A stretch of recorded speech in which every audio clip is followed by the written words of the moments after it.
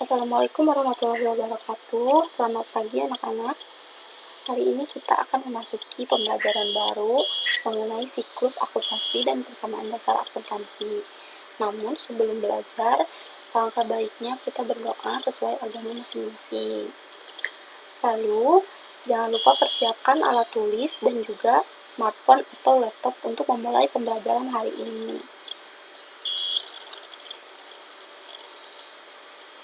Tujuan pembelajaran kita hari ini mengenai siklus akuntansi.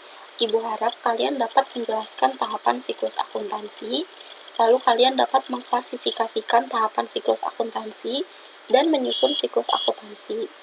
Yang kedua, Ibu harap kalian dapat menjelaskan pengertian persamaan dasar akuntansi, mengidentifikasi unsur-unsur persamaan dasar akuntansi, memahami bentuk dan fungsi persamaan dasar akuntansi, menyusun persamaan dasar akuntansi, dan menganalisis transaksi ke dalam persamaan dasar akuntansi.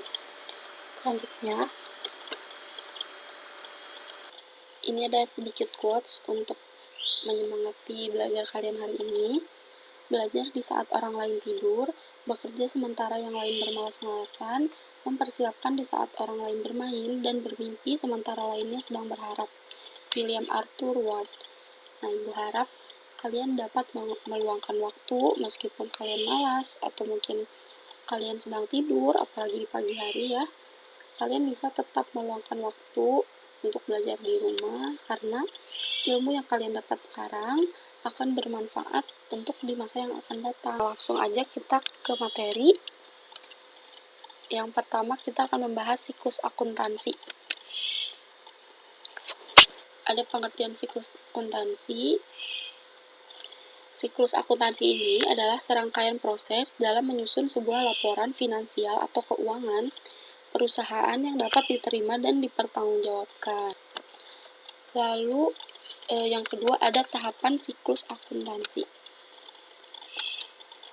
Nah, kira-kira seperti ini tahapannya, dimulai dari analisis transaksi, lalu ke pencatatan dalam jurnal, lalu kita posting ke buku besar, pembuatan neraca saldo, lalu kita pencatatan lagi, posting jurnal, lalu pembuatan neraca saldo setelah penyesuaian, lalu ada pembuatan laporan keuangan, pencatatan dan posting jurnal penutup, lalu pembuatan neraca saldo setelah penutup.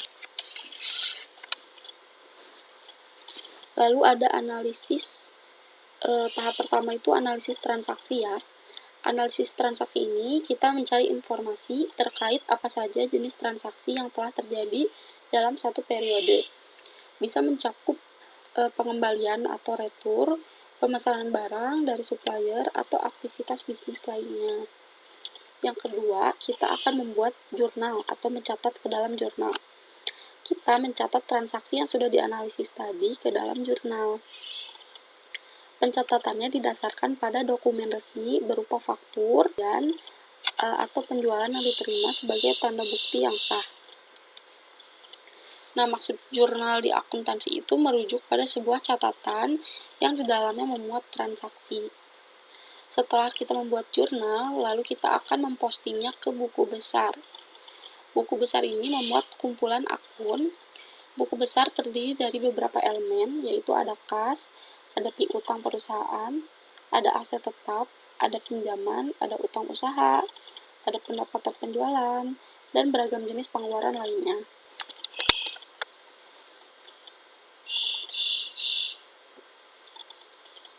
Lalu langkah selanjutnya kita membuat neraca saldo. Neraca saldo ini berisi uraian akun lengkap dengan data saldo pada periode tertentu. Yang kelima, kita mencatat posting dalam jurnal penyesuaian. Nah, jurnal penyesuaian ini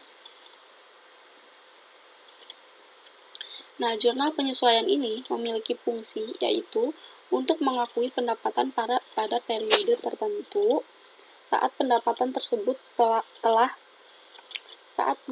tersebut telah sah menjadi hak perusahaan.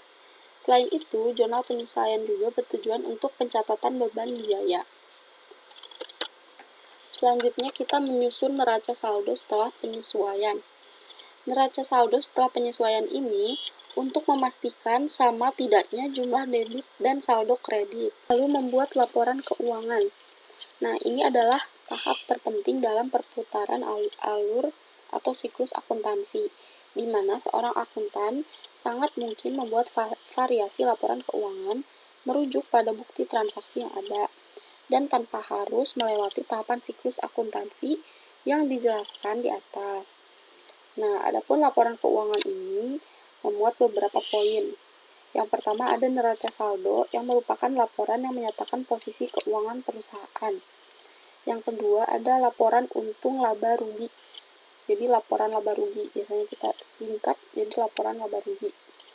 Lalu ada perubahan modal atau ekuitas. Lalu ada laporan arus kas. Dan yang terakhir ada penjelasan rinci tentang pos-pos atau bagian dari keempat jenis laporan tersebut.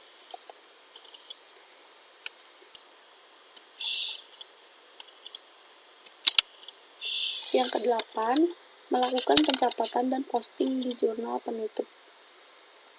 Jurnal penutup adalah jurnal yang paling akhir disusun dalam alur siklus akuntansi. Fungsinya adalah membuat saldo akun nominal yang meliputi penghasilan, beban, dan juga dividen itu menjadi 0. Sehingga pada periode berikutnya semua akun nominal dimulai kembali dengan saldo 0. Lalu membuat neraca saldo setelah penutupan. Tahapan terakhir dalam siklus akuntansi adalah menyusun neraca saldo setelah semua isi jurnal penutup selesai diposting di buku besar. Nah, semua akun nominal telah ditutup, sehingga neraca saldo yang ada setelah penutupan hanyalah akun real. Lalu ada penyusunan jurnal pembalik. Ini yang terakhir ya. Jurnal pembalik ini disusun di awal-awal periode setelah pembuatan neraca saldo. Penutupan telah selesai dibuat. Ini adalah tahapan opsional, jadi ini tidak harus ya. Artinya bisa dilakukan ataupun tidak dalam siklus akuntansi. Yang pertama ini ada pengertian persamaan dasar akuntansi. Persamaan dasar akuntansi atau bisa disingkat PDA adalah sistematika pencatatan yang menggambarkan suatu hubungan yang ada pada perusahaan, yaitu pengaruh transaksi terhadap posisi keuangan perusahaan yang meliputi harta dengan sumber dananya. Jadi posisi persamaan itu harta sama dengan modal, jadi jumlahnya sama, harta dan modal sama. Lalu pada awal pendirian perusahaan, pemilik menyetor sejumlah dana sebagai investasi ke dalam perusahaan. Nah, bentuk persamaan dasar akuntansinya akan menjadi harta, utang, dan modal.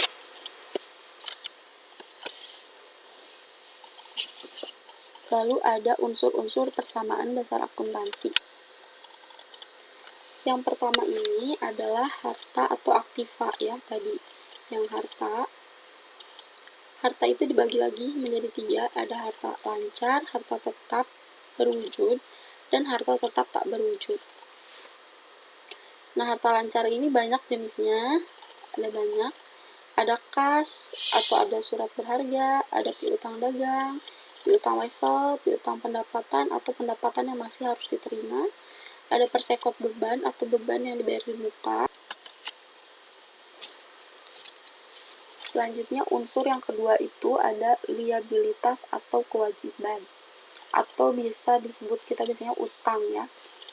Nah, utang ini kita kelompokkan lagi menjadi 3. Yang pertama ada utang lancar.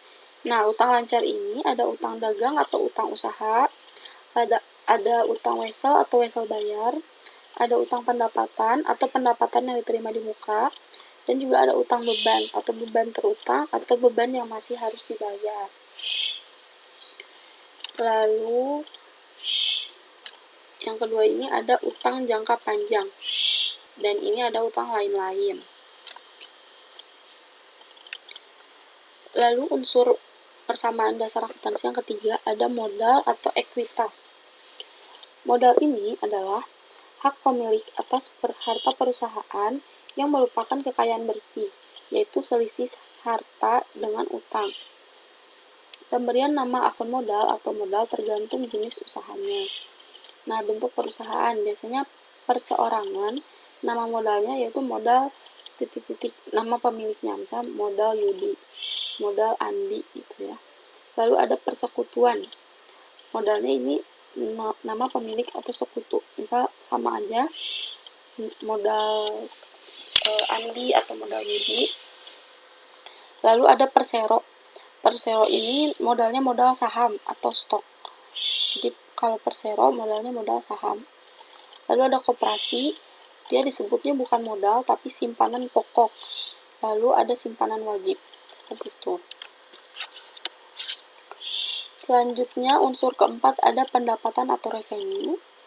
Nah, pendapatan ini adalah aliran masuk atau peningkatan lain atas aktiva atau penurunan kewajiban perusahaan sebagai akibat dari aktivitas penyerahan atau penjualan atau pembuatan barang jasa atau aktivitas lain yang merupakan kegiatan utama perusahaan yang dilakukan secara terus-menerus. Selanjutnya ada beban atau expense. Beban ini adalah arus keluar atau penggunaan lain atas aktiva atau peningkatan kewajiban karena adanya penyerahan atau pembuatan barang, jasa, atau melakukan aktivitas lain yang merupakan kegiatan utama perusahaan yang dilakukan secara terus-menerus. Contoh beban ini misalnya ada beban gaji, ada beban listrik, ada beban telepon, dan beban lainnya. Masih banyak lagi ya. Yang terakhir ada prive atau drawing. Kalau ibu biasanya nyebutnya prive, tapi ada juga yang nyebutnya prive gitu ya. Prive ini adalah pengambilan aset atau kas. Ini adalah transaksi bengkel Surya Motor pada bulan Januari 2005. Transaksi pertama, perusahaan menerima uang tunai dari Surya sebagai pemilik sebesar 50 juta sebagai setoran modal. Nah, jadi modal awalnya ini 50 juta. Nah, bagi perusahaan, aktivanya akan bertambah, dalam artian kas akan bertambah 50 juta dan mengakibatkan timbulnya hak Surya atas aktiva perusahaan dalam bentuk investasi sebesar 50 juta. Perubahan ini akan tampak pada persamaan dasar akuntansi. Jadi, harta kita akan bertambah 50 juta, modal kita pun akan bertambah 50 juta. Nah, sekarang kita masuk ke soal persamaan dasar akuntansi. Bentuk persamaan dasar akuntansi. Jadi kalian nanti mengerjakan seperti ini. Dan ini masih banyak lagi jenisnya. Boleh kalian cari di internet untuk kolom-kolomnya karena disesuaikan juga dengan perusahaan tersebut.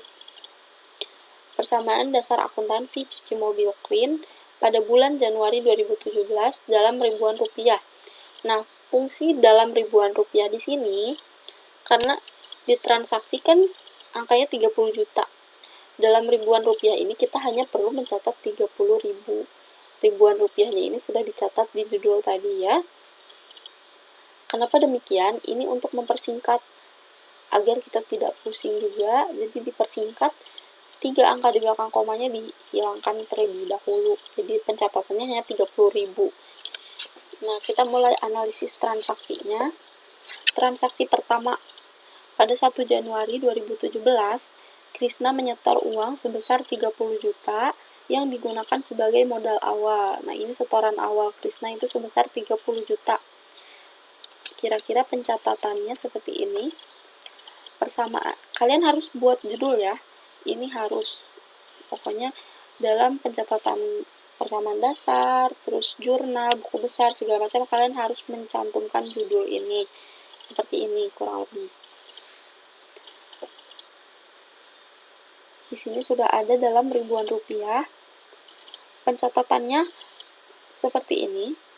Kas kita bertambah sebesar 30 juta karena Krisna menyetor uang sebesar 30 juta. Berarti kas kita bertambah 30 juta dan modal kita juga bertambah 30 juta. Karena di sini dikatakan modal awal, berarti modal kita bertambah 30 juta.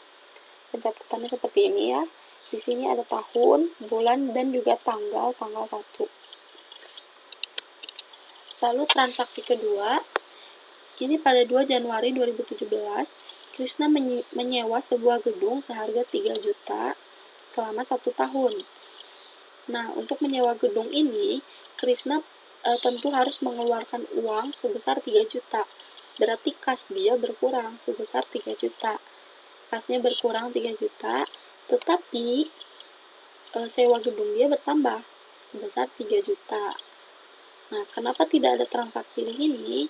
Karena jika kita mengeluarkan uang untuk menyewa gedung atau untuk perlengkapan, peralatan, transaksinya terjadi di sini perubahannya.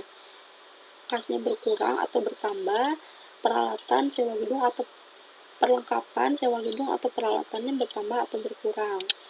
Seperti itu. Bu, kenapa nggak ada di sisi sini? Kan harus balance sisi ini, sisi aset dan utang modal. Ini pun balance karena 30 juta dikurangi 3 juta, 27 juta. Ditambah 3 juta, tetap hasilnya 30 juta, dan di sisi utang tetap 30 juta. Jadi keduanya balance, ya, seimbang. Nah, transaksi ketiga, sebelum kalian memasuki transaksi, kalian harus ini ya, mentotalkan dulu semuanya. Transaksi ketiga ini tanggal 9 Januari 2017. Krisna membeli peralatan cuci mobil dalam satu paket seharga 17 juta secara kredit. Dia pembeliannya secara kredit. Terlebih dahulu kita jumlah dulu. Ini 27 juta, ini 3 juta turunin, ini 30 juta turunin ke sini. Tanggal 9 ini dia membeli peralatan, berarti peralatan dia bertambah. Peralatan dia bertambah 17 juta, karena belinya secara kredit, berarti dia tidak memotong kas, tapi utang dia yang bertambah, karena membelinya secara kredit ya. Jika kalian membelinya secara kredit, di sini transaksinya secara kredit, berarti utangnya yang bertambah. Tetapi jika di sini secara tunai, maka kasnya berkurang, peralatannya bertambah. Di sini tidak ada ya. Lanjut, transaksi keempat. Transaksi keempat ini di tanggal 11 Januari. Untuk menjalankan kegiatan usahanya, Krisna membeli beberapa perlengkapan sebesar 1.500.000. Seperti biasa, di sini ditotal dulu. Sebelum masuk ke transaksi tanggal 11, kita total dulu di sini.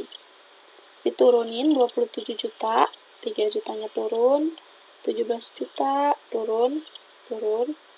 Baru kita masuk ke transaksi tanggal 11. Tanggal 11 ini, dia membeli perlengkapannya baru secara tunai. Tadi kan secara kredit, sekarang secara tunai. Berarti kasnya berkurang kalau secara tunai.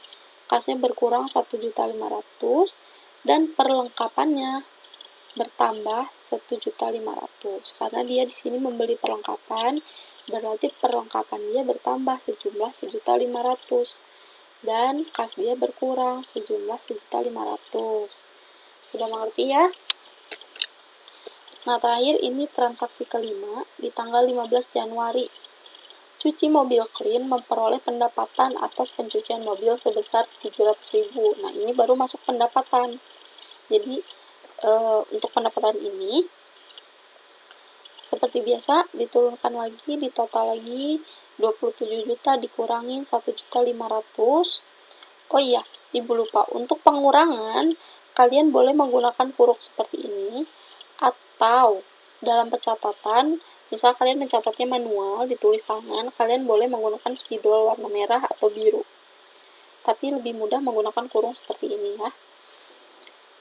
Ini tuh menandakan kalau ini dikurang, berarti 27 juta dikurang 1.500.000, 25.500.000. Ini 1.500.000-nya turun, 3 jutanya turun, 17 jutanya turun, 30 jutanya turun. Ini. Baru kita masuk ke transaksi tanggal 15. Tanggal 15 ini dia memperoleh pendapatan untuk pertama kalinya ya, sebesar 700.000. Pendapatan ini, maka kas kita akan bertambah sebesar 700.000.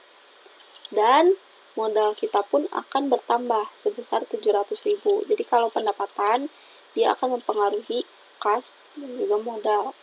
Di sini diberi keterangan pendapatan usaha. Yang 30 juta ini diberi keterangan setoran awal. Lalu kita total 700.000 ditambah 25.500.000 sebesar 26.200.000.